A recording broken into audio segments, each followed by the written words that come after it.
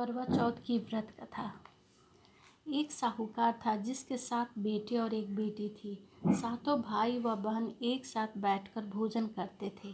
एक दिन कार्तिक के कृष्ण पक्ष की चौथ का व्रत आया तो साहूकार की पत्नी, उसकी बहुएं और बेटी ने व्रत रखा था।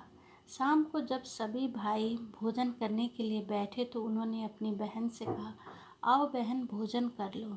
बहन बोली, आज मेरा करवा चौथ का व्रत है, इसलिए चांद निकलने पर ही उसे अद्धा देकर ही भोजन करूंगी।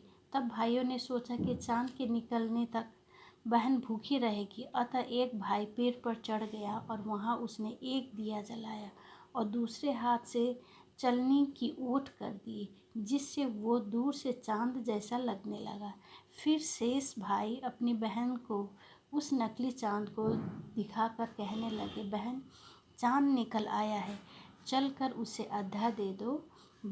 बहन अपनी भाभीयों से बोली, चांद निकल आया है, चलो आधा दे दे। भाभियाँ बोली, तुम्हारा चांद निकला होगा, हमारा चांद तो रात को ही उगेगा। तब बहन ने अकेले ही उस नकली चांद को आधा दे दिया। उसके बाद जब वो खाना खाने लगी तो पहले ही ग्रास में बाल आ गए, दूसरे ग्रास में कंकर आया और तीसरे ग्रास मुंह की ओर करते ही उसकी ससुराल से संदेश आया कि उसका पति बहुत बीमार है, जल्दी भेजो। अपनी लड़की को विदा करते समय माँ ने कहा, रास्ते में तुम्हें जो भी मिले उसके पांव लगना और जो कोई भी सुहागन रहने का आशीर्वाद दे उसके पल्ले में गांठ लगाकर उसे कुछ रुपए देना। बहन जब भाइयों से विदा होकर ससुराल की ओर चली तो रास्ते में जो भी मिला वो सबके पांव लगी। सब ने उसे यही आशीर्वाद दिया, तुम 7 भाइयों की बहन, तुम्हारा भाई सुखी रहे और तुम उनका सुख देखो। सुहाग का आशीर्वाद किसी ने नहीं दिया। जब वो ससुराल पहुंची तो दरवाजे पर उसकी छोटी ननद खड़ी थी। वो उसके भी पांव लगी तो उसने कहा, सुहागन रहो, दूधो नहाओ, पूतो फलो। उसने यह सुनकर उसके पल्ले में गांठ बांधकर उसे सोने का सिक्का दिया। फिर भीतर गई तो सास ने कहा, तेरा पति धरती पर पड़ा है। तो वो अपने पति के पास जाकर उसकी सेवा करने के लिए बैठ गई। बाद में सास ने दासी के हाथों बची खुची रोटी भेज दी। इस प्रकार से समय बीतते बीतते अगहन का चौथ आया तो वो चौथ माता से बोली, हे माता, आप ही मेरा उद्धार करोगी, आपको मेरा सुहाग देना पड़ेगा। तब उस चौथ माता ने बताया, पूस की चौथ आएगी, वो मेरे से बड़ी है, उससे ही कहना। इतना कहकर चौथ माता चली गई। फिर अगले महीने पूस की चौथ आई और वो भी यही कहकर चली गई, आगे आने वाली चौथ से कहना। इस प्रकार से माघ, फागुन, चैत, बैसाख, जेठ, आषाढ़, सावन, भादो की चौथ आई और चली गई। फिर जब असोज की चौथ आई तो उसने कहा, कार्तिक की चौथ ही तुम्हारी सुहाग वापस कर सकती है, वो आए तो उसकी विनती करना।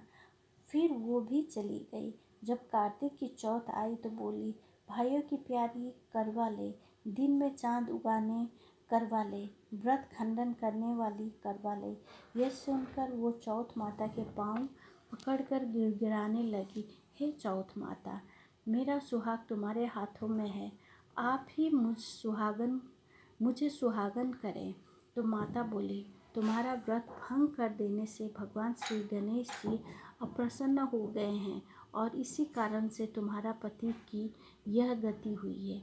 अब यदि तुम पुनः पूरे विधि विधान के साथ ये व्रत करोगी तो तुम्हारा पति जीवित हो सकता है। यह सुनकर उसने विधि विधान पूर्वक व्रत किया और चंद्रमा निकलने पर उसे अर्घ्य दिया।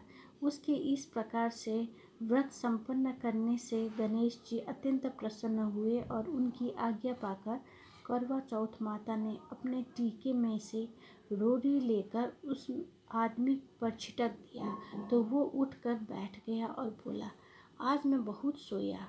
वो बोली, पूरे 12 महीने सोए हो, आज श्री गणेश जी और करवा माता की कृपा से उठे हो।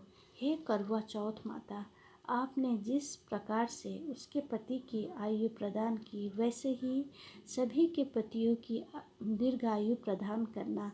जो भी इस व्रत को करे और जो भी इस कथा को पढ़े या सुने, उन सब के पतियों को दीर्घायु प्रदान करना, सबको उत्तम फल देना।